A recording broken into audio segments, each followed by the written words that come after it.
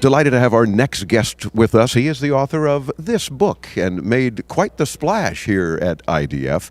We're going to be talking, in fact, with Michael Malone about his newest book, the Intel Trilogy, how Robert Noyce, Gordon Moore, as in Moore's Law, of course, and Andy Grove built the world's most important company. Mike, welcome into tomorrow. How are you, sir? I'm good, Dave. How are you? I'm doing fine, jet lagged and all. The show must go on, but there's so many cool things here at IDF. What brings you here other than, of course, your book? Yeah, you're 11 hours jet lagged, aren't you, instead of the usual 3? Well, welcome to foggy San Francisco. It actually is foggy this morning. But so in terms of being here and talking about the whole history of Intel, among other things, what's happening for you here at IDF? Well, I'm basically here to talk about the future of technology and the role of integrated circuits. It's not just Intel, but the whole semiconductor industry. They tend to get forgotten in the age of social networks, but in the end, it's what everything is built upon. It depends upon. If Intel decided to stop working tomorrow morning, we'd all be in trouble very soon here in Silicon Valley. Yeah, God forbid, right? I mean, not only Silicon Valley, but how about the rest of the world, depending on those processors, among other things? Literally, the modern world would shut down if Moore's Law were to stop tomorrow. I mean, that's a scary thought. So I'm glad you're reporting on how that's not happening. And of course, you're the author of several books, this being the newest, but the Intel Trilogy. Obviously, the 3 guys that made this all happen. I'm assuming that you've got some incredible insight from all of them and individually, collectively, otherwise, to really just kind of put forward your thoughts in this awesome publication.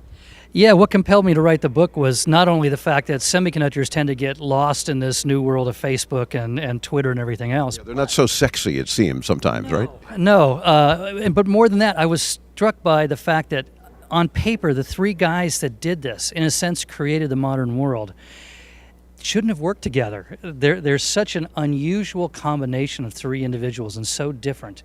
It's hard to believe they ever got together, much less build a $30 billion corporation. In fact, I'm struck by one photo in particular in your book, that a rare picture of the 3 of them not only working together at that point, but looking like they were not fighting.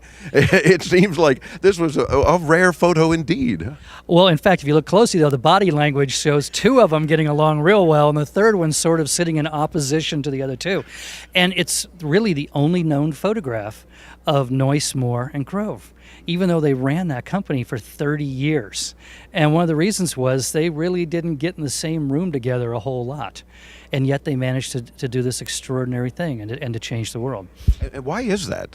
Was it because these were so creative minds that just, they were always kind of button heads? Or what was the situation there that they weren't always best buds and out to the movies and dinner every night? Actually, I think being brilliant was the only thing they had in common.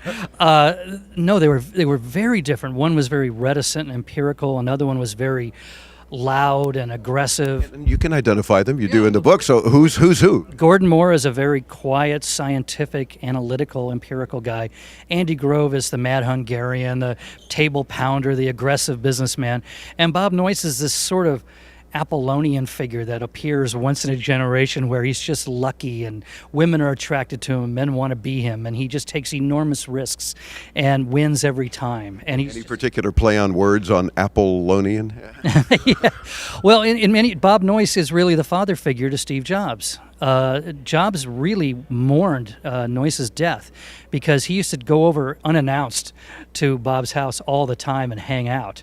And it was kind of difficult because Bob's wife was a vice president of personnel of HR at Apple. So she couldn't say, you can't come in.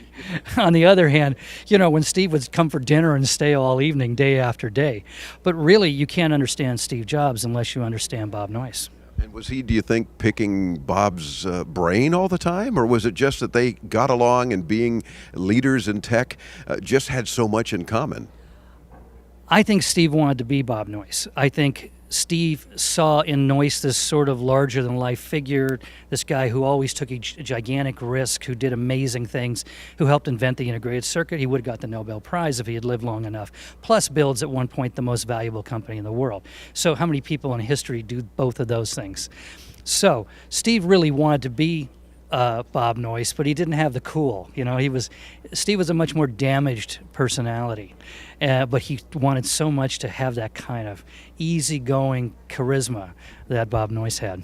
That's cool. So they kind of worked well together, but worked off each other a lot too, it seems. Yeah, and Noyce almost killed Jobs at one point. He took him up flying because Noyce had his own planes. He helicopter skied. He'd get dropped in on top of mountains. This is a guy whose death would cause billions of dollars of stock loss and probably freeze the New York Stock Exchange, and yet he's up helicopter skiing and flying. Well, he had trouble on a takeoff once and barely got the plane in the air with Jobs as his passenger. So you can imagine, Bob Noyce, the creator of Intel and the inventor of the integrated circuit, killing the founder of the personal computer era and the modern digital age, Steve Jobs. That would have been quite an event. Yes, quite. It kind of reminds me of your chapter entitled "The Wild West." Yes. Tell me about what jumps out from the pages about the Wild West and these guys. Well, this is Silicon Valley, and Silicon Valley is now the center of the digital world and the center of the U.S. economy. And presidents fly in here on a monthly basis in order to talk to wealthy Silicon Valley leaders. But back then, nobody was watching, and there were no real rules. So these guys were, in the old Fairchild days, they would go out every night to the wagon wheel and drink all night and chase secretaries and crash their cars on the way home and get divorced and get remarried to other secretaries. And then when they started their own companies, they were stealing each other's employees and products. And it was crazy. It was fun. Yeah, and I'm sure, as you mentioned earlier, that people were just looking at them as probably just crazy guys. I mean, nobody knew what they were doing. Nobody grasped what was happening. Nobody certainly had any idea, probably them as well, how they would be changing the world very soon. But they was like, whatever, just drunk guys having a good time. Well, I'll tell you two stories, one from 1969 and one from 1976. 1969 is the Annus Mirabilis, right? It's the year of men walking on the moon. It's the year of Woodstock. And everyone was following those things and saying, there's the future. We're going to be in outer space, and it's going to be the counterculture. This is the future of the world. And nobody was noticing down here in the South Bay that there were these guys with Ivy League haircuts and skinny ties and white shirts, and they were inventing the microprocessor, and they were starting the internet. And that's where the real revolution took place, and no one was watching because they didn't look like they were revolutionaries. It was really quiet. Yes. And then, whoa, stand back. Now, let me tell you, 1976. Now Silicon Valley is underway. Intel's going, National Semiconductor, HP. Things are going along. We have this vision of what Silicon Valley looks like, which is 35-year-old engineers creating, and sitting in offices, inventing calculators and that sort of thing. But I can remember two guys I went to school with at the local hobby store buying wires and alligator clips. And even I thought they were buying roach clips. But that was Steve Wozniak and Steve Jobs and a guy named Fernandez, who was the son of actually my Sunday school teacher. They were buying the parts for the Apple I. And so there was another revolution that no one noticed because everyone thought they were just a bunch of scruffy hippie kids from suburbia. And in fact, they were, kind of. They were. In fact, they were, yeah, as were we all. Yeah, exactly. And of course, the chapter Product of the Century, probably Product of the Millennia for that matter, right? You could argue that. I mean, there's this historic progression in the 20th century. The vacuum tube makes possible radio. The transistor, which... Thank you very much, by the way. Yeah, by the way. The transistor, which is basically the vacuum tube made in solid state. Then the integrated circuit, which is the vacuum tube made solid state, made flat, and reproducible by the thousands and the millions and the billions. And then the microprocessor, which takes the different types of flat integrated circuits, puts them all on one, and gives you the brain on the chip. That's 1969. And that's the Intel 4004 chipset. And it does change the world because everything we live in now is defined by the microprocessor. And there's 50 billion of them out there? Yeah, at least. And wait till the Internet of Things come along, which is next, which is, right now the Internet is just us talking to each other pretty much. The Internet of Things is 100 times bigger, maybe 1,000 times bigger, and it is all of our devices talking to each other. And that's scary in and of itself because we have enough trouble sometimes getting online or downloading and uploading, and now we're going to have all of our appliances competing for bandwidth as well. Well, the nice thing is we won't have to go online as much. because the things around us will already be there. So our car will tell the parking lot that we're coming. It'll find where the space is available. It'll charge us for the parking. It'll do all of those things. And then the doors will open to the building when we go in. It'll adjust the thermostat in our office, et cetera, et cetera. All that's going to take place without our intervention, which actually makes technology less visible in the years to come than it is now. Right now, it's all around us. We're carrying it. It's in our pocket. You're holding it. The cameras are aiming at me. But eventually, the walls are just watching us. The floor is monitoring our footsteps. It's doing all of those things. It's terrifying, but it's exciting. Scary, but yet I'm hearing perhaps your next book already. Yeah, well, maybe. My next book is on teams with Rich Karlgaard, the publisher of Forbes.